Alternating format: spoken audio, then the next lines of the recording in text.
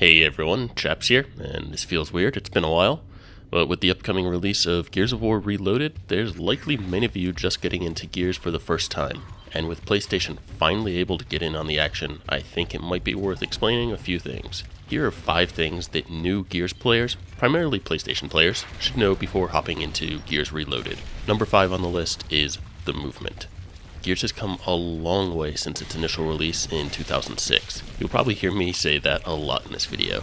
While it's very true for movement, luckily the Coalition has taken a few steps in modernizing movement a little bit, most notably the ability to have omnidirectional roll. We used to be stuck with just the 4 main directions, but now we can roll diagonally as well. I'll discuss the meta a bit later, but for now, just remember the term wall bouncing. It may look silly, but what you see in Reloaded is nothing compared to the nonsense that people are capable of in the later installments. But while it looks odd, it's super effective. Cover is typically thought of something that slows you down, not in Gears. In Gears multiplayer, most of your interactions with cover will actually be mechanisms to speed up your gameplay. Sliding is faster than running, and especially faster than strafing. Slide in, pop off, slide in, pop off. And as you slide, adjust your camera to set up what you plan to do next. If you're not pressing A, or I guess X on PlayStation or whatever it is on PC, you're not moving efficiently.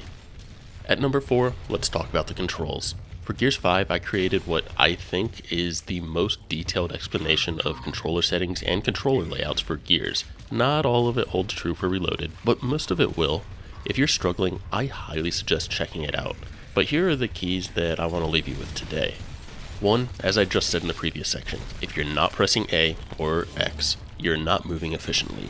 Do whatever you can to ensure that you have easy access to this button, and ideally minimize the thumb movement between this and the joystick. To accomplish this, you may need to consider, number 2, remapping your controller layout. A popular option is allowing this cover or run button to be mapped to a bumper or paddle. The simplest change is something called Tournament, which is available in your settings, and a lot of people have switched to that. Further adjustments and refinements can be made for alternate controls, which helps break out some of the functions of the cover button so that you don't accidentally roll when you're trying to take cover. This is actually a huge improvement if you can utilize it, but sadly many players, like myself, grew up without this scheme and are too stuck in our ways to change it. Consider giving it a try from the start, and you'll probably thank yourself in the future. Number 4 here is to really spend your time dialing in your sensitivities. Gears may look slow at times, but it is actually very fast-paced. And with it being fast-paced, the higher you can manage your sensitivities, the better off you'll be. But be warned, going too high in sensitivity can sacrifice some control if you're not careful. Again, some tips around this are in that control video that I'll have linked below. Which brings me to the last sub-item for this category, and that's just spend some time playing around with the different options. Try to understand what each option does. There's no one-size-fits-all here, and everyone has their own personal taste, so go figure out what works best for you. Oh, and disable the screen shake while roadie running. I'm sure there's a handful of people out there that like it for some reason, but I think disabling that might be the closest thing we have to a one-size-fits-all solution. So now you understand the basics of movement, and you think you have your controls figured out? Well, let's go on to number 3 on our top 5 list, which is going to be shot mechanics. The original Gears game featured what's referred to as center shot aiming or center screen aiming. That is, the bullets come out of the center of your screen. This may seem trivial, but it's actually quite different from what more recent games have, which is barrel shot. That is, essentially the shot comes out of the barrel of your gun. I'll link a video down below that goes into more detail about barrel shot as well. This center shot mechanic has its pros and its cons. It makes it easy to aim consistently, I guess once you get used to it, but it also opens up the game for people who have learned to, I'll say, exploit the mechanic a bit.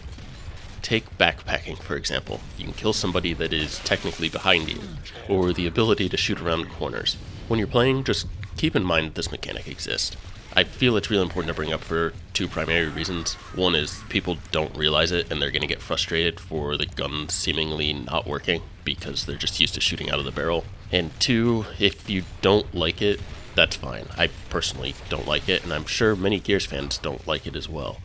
I'm pretty sure that if future Gears games do make their way to PlayStation and PC, the series has moved away from this dated system, so you'll find the new system more enjoyable for future installments. Counting down to number 2 on the list is an understanding of the meta of the game. Nashers. Yes, Nashers. That shotgun that you start with. Gears quickly evolved into a game where the Nasher is the bread and butter. Sure, you can support with the Lancer, and power weapons are important, but learn to use the Gnasher. You'll see various metas evolve as you play, and you'll start to see the nuances. But to get started, I have a few tips to get you back on the right track, and it all starts with just get comfortable with the Gnasher. This is an extremely close quarters weapon. Get used to what range is needed to one-shot body people or two-shot down them, and then fight in that range. Hard aiming isn't going to make it shoot buckshot and deal a ton of damage from a distance. And that brings us to the second point here, which is don't try to hard aim on every shot. With the Gnasher in particular, hip firing will prove to be the most effective, once you get used to center shot aiming, that is. Not to mention that hip firing creates some of the most intense close quarters battles I've ever had in gaming. Number 3 here is cover, cover, cover.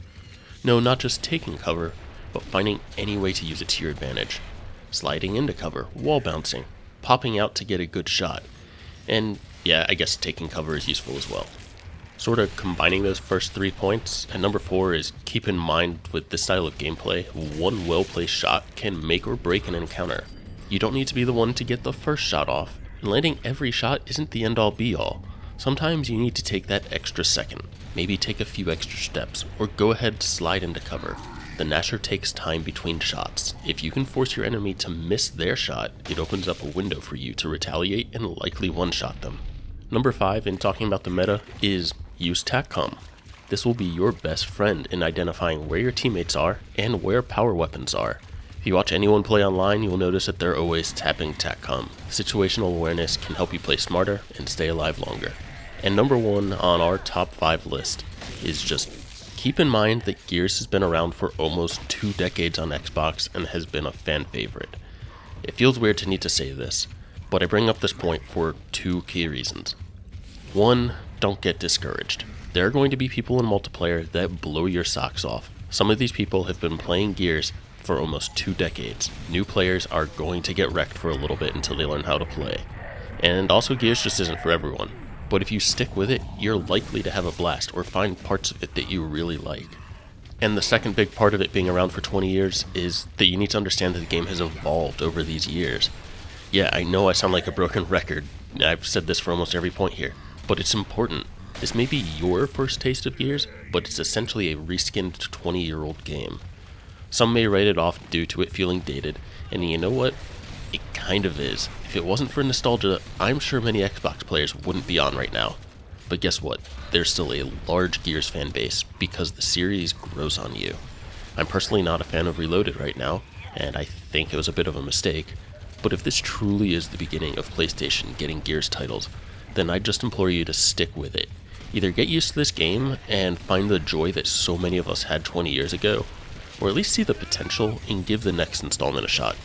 You know, maybe I'll make a separate video about that topic. Alright, so I actually do have one bonus point to make here, and that is ask questions.